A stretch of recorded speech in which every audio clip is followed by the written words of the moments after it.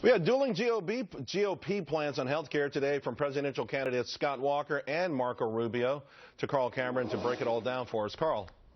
Hi, Charles. Walker has been kind of overshadowed by the Trump candidacy of late. He got knocked out of first place in Iowa, and so Walker, who is trying to sort of torque up his rhetoric and acknowledges that he's Midwestern low-key tone tends to get drowned out by Trump, is offering his plan to repeal and replace Obamacare.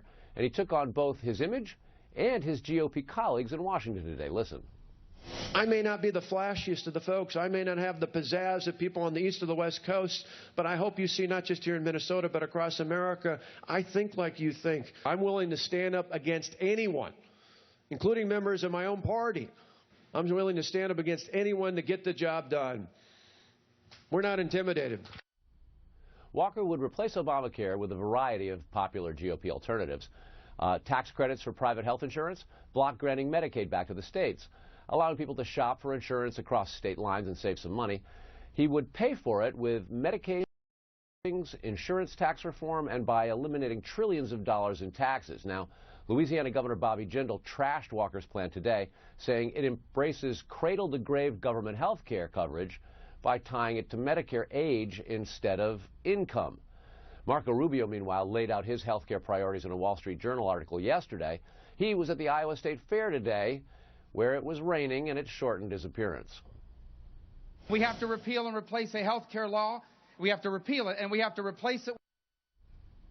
The problem for Republicans is that they've tried more than 50 times to repeal the Affordable Care Act in Congress, and they've had majorities in both houses at times and have been unable to do so. So they hope with a Republican president, it'll become a little bit more politically possible in 2017. Charles? All right, Carl Cameron, thank you very much. Now we want to take a deeper look into both plans to Betsy McCaughey on which one is actually better. Betsy, no one does it better than you. You carve through these things, and apparently... And I have looked at most of the GOP plans, even the ones that haven't been announced yet. Okay. So let me make it clear that they all give tax breaks to people who don't get on-the-job coverage. They all free you from that one-size-fits-all Uncle Sam design plan. They all let you buy across state lines or not buy a plan at all.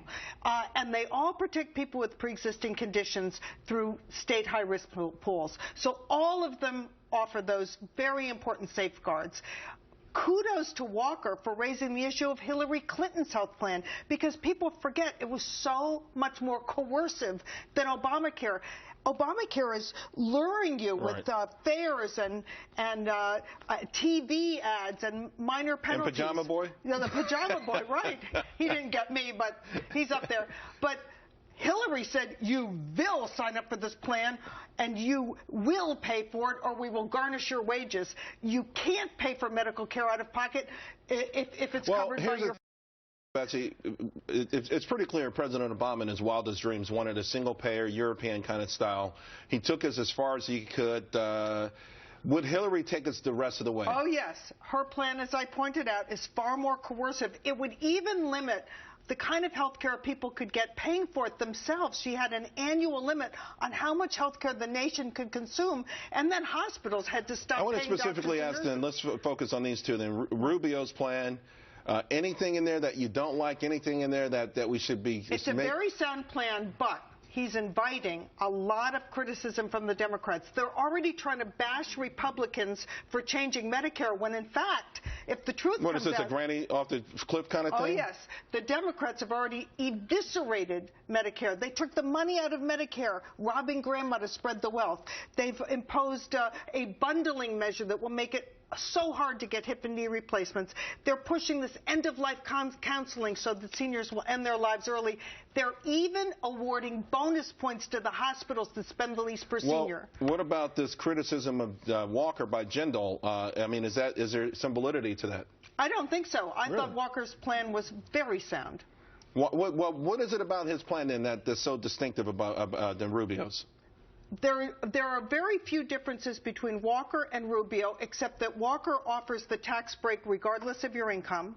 And that's fair in a way because people who don't get their on-the-job coverage ought to be able to pay for it with pre-tax dollars, right?